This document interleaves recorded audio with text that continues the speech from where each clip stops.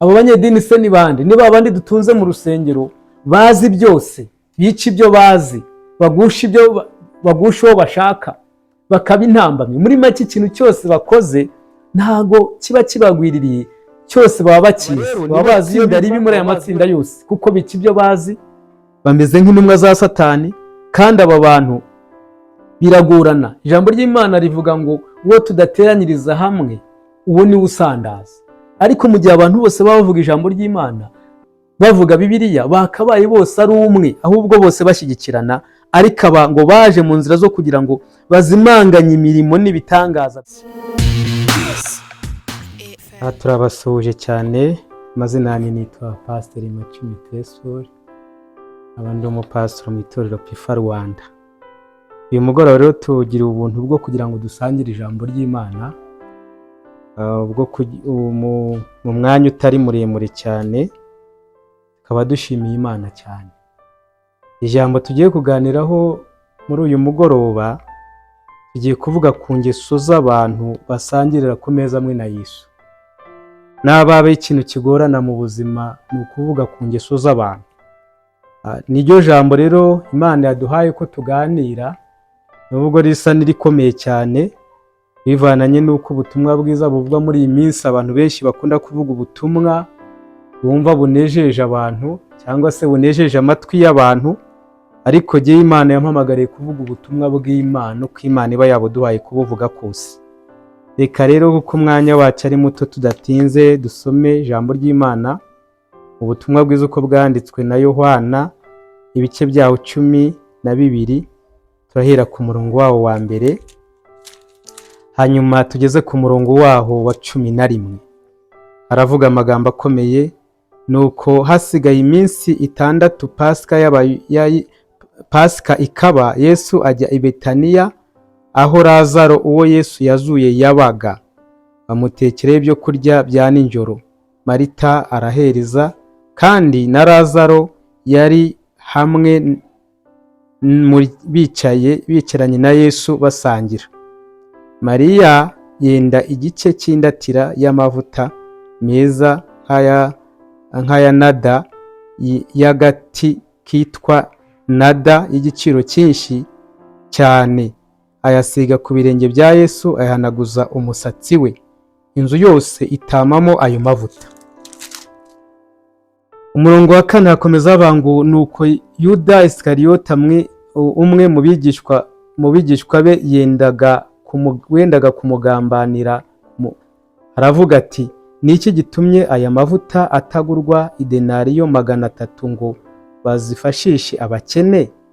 Icyatumye avuga atyo si ukubabarira abakene, ahubwo nuko yari umujura, kandi ari we wari ufite umufuka w'impiya, akiba ibyo babikagamo. Yesu aravuga ati, nimureke aya bikire umunsi nzabambwa, kuko abakene muri kumwe nabo iteka, ariko jyewe ntituri kumwe iteka. Abantu benshi b'Abayuda bamenya ko ahari baraza. Icyakora si ukubwa Yesu gusa, ahubwo ni ukugira ngo barebe na Lazaro yazuye. Nuko abatambyi bakuru bajya inama yo kwica Lazaro nawe, kuko Abayuda benshi babavagamo ku bwa Yesu Kristo. Amen. Reka dusenge. Mana, turagushimiye kubw'ijambo ryawe, icyubahiro n'ikibi cyawe. Tugiye kuvuga ibyo duhaye kuvuga, ndagusabye ngo nkoreshe nk'igikoresho cyawe, n'abumvira ijambo ryawe ubatera umwete wo kumva no gusobanukirwa icyo ushatse kuvugana nabo, mu izina rya Yesu. Amen. Twavuze ngo ijambo Imana yaduhaye tugiye kuganiraho muri uyu mugoroba rero no kuvuga ku ngeso z'abantu. Naba hari ikintu nabonye mu buzima kigorana, nakoreye ubushakashatsi, ni ukuvuga ku ngeso. Ingeso ni ikintu kigora abantu benshi. Naba wari ufite inshuti nyinshi gashaka kugabanya inshuti, uzagenda umubwiza ukuri ingeso yiwe. Ivuze ingeso y'umuntu byanze bikunze ubucuti. Naba wari ufite inshuti nka 50, uzasigarana inshuti zitageze no ku 10 uko wavuze ku ngeso zabo. ariko ijambo ry'Imana naryo ntabwo turigena icyo rivuga. Ijambo ry'Imana ryo rigena rikavuga. Rero muri uyu mugoroba tugiye kuvuga ku ngeso z'abantu bajya ku meza y'umwami, basangira ku meza amwe na Yesu, bakajya ku ifunguro ryera uko ryakozwe kandi bakaryitabira. Abo bantu rero tugiye kureba ayo matsinda y'abo bantu n'ingeso zabo. Turebye ijambo ry'Imana icyo ryavuze, tukareba, turasangamo inkuru ya Lazaro. Lazaro inkuru yiwe abantu benshi barayizi, ni inkuru bazi cyane kandi ni inkuru abantu benshi bamenyereye. Rero turebye muri abo bantu basangira ku meza amwe na Yesu, inkuru yatubwiye ngo mu gihe barimo bitegura iby'umunsi mukuru, baragenda bajya kwakirwa na Yesu aziho bateguye uwo munsi mukuru. Turebye kuva ku murongo wa mbere kugera ku murongo wa kabiri, Lazaro ngo nawe yari ahari. Lazaro yari ahari muri uwo munsi mukuru, yari ahari muri ibyo birori, yari ahari igihe bari bicaye bafungura, bari ku ifunguro ryera, nawe yari ahari asangira nabo. Iyo turebye inkuru ya Lazaro, dusanga itsinda rya mbere ry'aba bantu basangira ku meza amwe na Yesu, turabonamo ba Lazaro cyangwa se abafite ingeso nk'iza Lazaro. Lazaro iyo turebye amateka ye, dusanga aravukaga mu muryango wari inshuti ya Yesu, yavukanaga na Mariya na Marita, bari inshuti, na Yesu akaba inshuti y'uwo muryango, yarabasuraga, yarabagendereraga. Ariko igitangaje, turebye iyo nkuru itubwira ngo Lazaro yaje kurwara araremba, batuma kuri Yesu. Yesu ntiyayisaza, ariko igihe azasanga Lazaro yapfuye. Mu gupfa kwiwe, abari bashiki be baravuze ati uza kubaha mwami Yesu, musaza wacu ntiyari gupfa. Ni inkuru ndende, ariko Yesu yababajwe n'urupfu rwa Lazaro. Lazaro bivuga ngo Yesu yari inshuti y'uwo muryango. Iyo turebye Lazaro rero, dusanga n'abari abantu bakoreye igitangaza mu isi y'abazima. Umuntu wa mbere abonye igitangaza kiruta ibindi ni Lazaro, kuko yari yarapfuye, arangije arahambwa, arangije arabura, arangije arongera arazurwa. Ariko mu kuzurwa kwe ntaho tubona yigeze atambutse ishimwe ryo gushimira umwami Yesu. Mu kuzuka kwiwe ntaho tubona yarigeze yiyangaje ngo reka nanjye nkurikire Yesu mukorere nk'uko abandi bamukoreye, kandi yarabonye igitangaza kiruta ibindi. Icyo gitangaza yakorewe nta hantu namwe tubona Lazaro agira icyo akivugaho cyangwa se agira icyo kigaragaza mu byo yagize umumaro no mu murimo w'Imana. Natwe rero dufite ba Lazaro benshi bakoreye ibitangaza bitandukanye. Nawe urebye ukava umwaka utangira kageza aho iki gihe kigeze, hari ibitangaza byinshi Imana yagukoreye, hari ibitangaza byinshi Imana igenda idukorera. Ese wowe wayishimye kangahe? Ese wowe wikorera kangahe? Igitangaza gikomeye kuruta ibindi n'iby'Imana idukorera ni kimwe, nuko twari twarapfuye, twarangiza natwe tukazuka. Iyo turebye muri Yohana ibice byaho 10, Yohana ubutumwa bwiza uko bwanditswe na Yohana igice cya mbere ku murongo wa 6, haravuga ngo kubw'urukundo Imana yakunze abari mu isi cyane, byatumye itanga umwana we w'ikinege, kugira ngo umwizera atarimbuka ahubwo ahabwe ubugingo buhoraho. Ijambo ry'Imana rikatubwira ngo namwe abari barapfuye muzize ibyaha n'ibicumuro byanyu, yabazuranye nawe. Ni ukuvuga rero ngo igitangaza gikomeye Imana yadukoreye ni ukuduha agakiza, twarapfuye mu buryo bw'umwuka, tukongera tukazuka tukaba bazima, none uyu munsi wa none ukaba uri muzima. Haleluya! Ni ukuvuga ngo igitangaza gikomeye Imana yadukoreye ni ukongera ikatuzura natwe ikatugira abazima, ikongera ikatugira abashyashya. Ariko se nubwo tujya ku meza ya Yesu, nubwo tujya ku ifunguro ryera, nubwo tubona imirimo ihambaye Imana yakoze, wowe Imana uyishima ku kigero kingana iki? Ese ujya uzirikana iki gitangaza gikomeye Imana yakoze ku kigero kingana gute? Rero ba Lazaro barahari, bajya ku meza y'umwami, bajya ku ifunguro ryera, ariko badasubiza agatima impembero ngo bibuke iby'Imana yakoze, bibuke imirimo y'Imana, bibuke aho Imana yabakuye, bibuke ko bari barapfuye bakongera bakaba bazima. Hanyuma turebye ku murongo wa 3 kandi aho twasomye, batubwira ngo dusome ijambo ry'Imana tutaza kurikosera.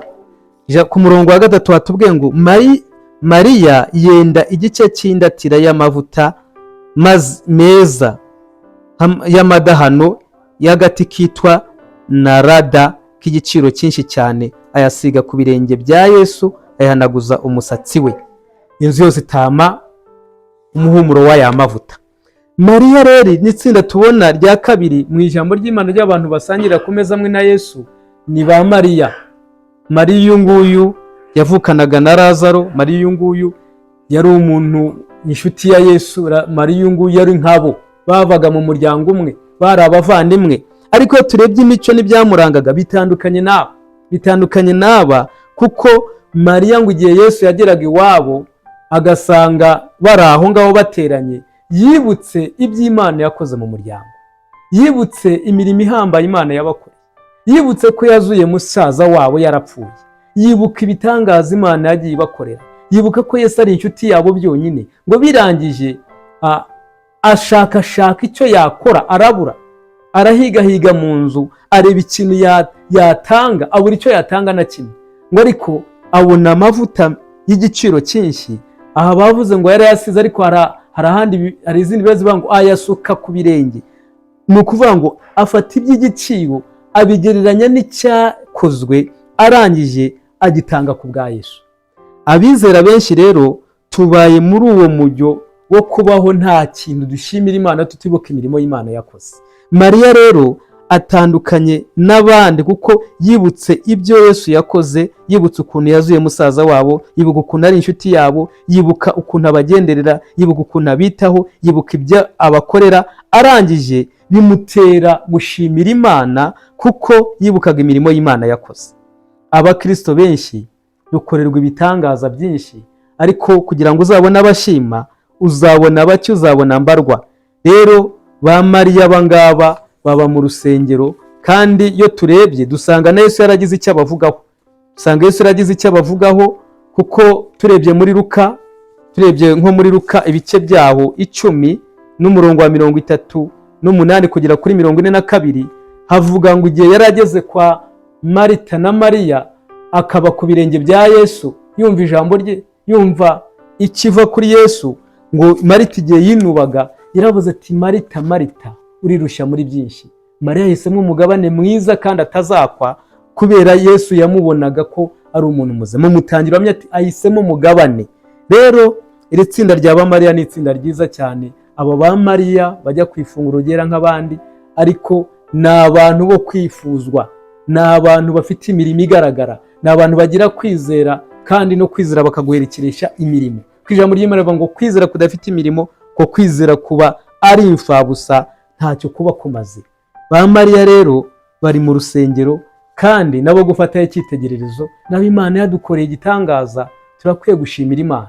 Naba Yesu adukunda nk'uko yatwitangiye, turakwiye kuzirikana ibyo ngibyo, natwe tukavuga ngo Yesu turagukunda, tukabigaragaza no mu bikorwa. Dukomeje turebye aho twasomye, turasanga irindi tsinda ry'abandi bantu bajya ku meza ya Yesu.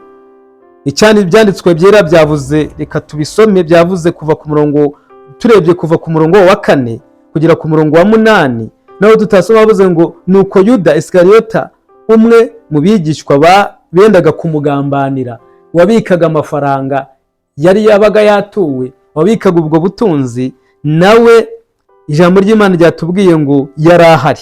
Mu kuba hari kwe hari icyo bimuvugaho, yayinubye kubw'ibyakozwe. Kuva ku murongo wa 4 kugera ku murongo wa 8 turahasanga abayuda, iryo tsinda rya abayuda baba mu nzu y'Imana, bajya ku ruhimbi, bajya ku meza y'umwami. Aba bantu rero ni abantu bagoranye, ni abantu bagoramye, ni abantu baruhije, ni abantu basobanukiwe kandi bica ibintu. Ni ukuvuga ngo aba bantu rimwe na rimwe usanga baba nk'ababambye mu muryango w'urusengero. Imico yabo n'imyitwarire yabo ibuza abandi kwinjira. Ni ba bandi bagira ishyari ry'uwakoze cyakora, n'aba ari igikorwa kiri mu gukorwa, n'aba ari n'uwatanze wakacumuzwa n'abatanze kandi ntacyo yatanze. Aba rero nabo mu nsengero zacu baruzuye, yinubira mu mutima. Sinzi n'abari wari wabona hari nk'igikorwa kiri bukorwe, umuntu akavuga amafaranga arenze uko abantu batekerezaga, bajya uzabumva bahigimye. Abo rero baruzuye mu rusengero, nababazwa ngo nuko batanze, nabangwa ayo mavuta ko yari menshi, ya mavuta ko yari afite igiciro, kuki ataje ngo asukwe kugira ngo aze gusukwe ku birenge by'umwami Yesu, kuki batayajyana ngo nibamara kuyajyana bayagurisha amafaranga asafasha abakene. Yesu yavuze ikintu gikomeye avuga ati abakene murahorana, abakene mubana nabo. Uyu mwuka wa Yuda rero ni umwuka wo gucyaha mu rusengero. N'irya tsinda ritangira Imana, n'irya tsinda ryiba Imana, ijambo ry'Imana ryavuze ngo yaribaga. Uzasanga nk'ubu muri karitsiye habonetse umuntu wibye inkoko, abantu bose bamuhindura. None se ko wamuhindura ukamuvugiriza induru, y'ibyo umuntu yanamwisangaho bakikiranura. Ese wowe umuvugiriza induru, wowe utanga icyacumi cy'Imana kangahe? Ese ubwo ntiwaba nawe wiba Imana? Ese ntiyaba Imana hari icyo yagukoreye wakabaye wanayishimira? Ntubikore. Nawe uyu mwuka wa Yuda ukuriho. Rero abo ba Yuda baruzuye mu rusengero. Dukomeza turebera hamwe aya matsinda y'aba bantu basangira ku meza amwe na Yesu, ku murongo wa 9 haratubwira amagambo akomeye, naho baratubwira ngo abantu benshi b'Abayuda bamenya ko ahari baraza. Icyakora si ku bwa Yesu gusa, ahubwo ni kugira ngo barebe na Lazaro uwo yazuye. Iri tsinda rero ni itsinda ry'abagendera mu kigare. Itsinda ry'abagendera mu kigare kandi nibo benshi, ariko iri tsinda agenda narikunda cyane. Aba ni abana beza. Ni abana beza, iyo babonye ikibahindura barahinduka, ikibazo kibaho iyo babonye ikibayobya barayoba. Aba rero ni abagendera mu kigare, bose barahururaga. Baranga byinshi, barangwa aho kugira ngo bumve ijambo ry'Imana, banakunda ijambo ry'Imana, bakunda ibitangaza kuruta ijambo ry'Imana. Iyo bumvise hari umuhanuzi baba bagiye. Abi bibaranga bizabaranga mukanabibona kenshi, ageze mu rusengero kubona baramwakiriye, agahimbarwa, amanika urutoki ati nanjye rwose mbaye uwahangaha kuva uyu munsi, abantu bagakoma amashyi tumwizera yaje. Umenye ngo aba nabo mu kigare, nta muntu uzi uwo munsi bavuye ngo nanjye mbaye umwe muri mwe. Nta muntu uza mu rusengero uwo munsi ntazi ngo bivahe birajya he, watangire dekarare ngo kuva ntangaje ko ndi umwizera. Aba bagendera mu kigare rero barahaba. Iyo bumvise hari ibitangaza bavuye mu itorero, usanga nko mu mezi 3 biyakirije mu matorero arenga 2. Abo rero baguma muri icyo kigare, baguma mu rungabangabo, aho umuyaga uhushye ujya niho bajya. N'abari ibibazo bibaye ku rusengero baba bavuye mu rusengero, n'abari aho bageze bagasanga hari bitagenda baba bagiye. Abangaba barangwa no gucumuzwa n'abandi, icyaha cyundi kikamucumuza. Abangaba barangwa na byinshi, ni abagendera mu kigare. Iyo tubonye umwanya wo kubigisha rero, bakabona inyigisho, aba bantu barahinduka, bakavamwe abantu bazima. Hanyuma tugeze ku murongo wa 10 tusatira umusozo, baratubwira irindi tsinda rya nyuma. Tsinda rya nyuma batubwira ahangaha ni abanyedini. Ijambo ry'Imana ryavuze ngo kuva ku murongo wa 10 havuze ngo nuko abatambyi bakuru abatambyi bakuru bajya inama yo kwica Lazaro nawe, kuko Abayuda benshi babavagamo bakizera umwami Yesu. Aba banyedini nibo bantu bakomeye cyane. Abo banyedini se ni bande? Niba abandi dutunze mu rusengero bazi byose, bica ibyo bazi, bagusha uwo bashaka, bakaba intambamyi. Muri make ikintu cyose bakoze ntago kiba kibagwiririye, cyose baba bakizi, baba bazi iyo biva, baba bazi iyo bijya.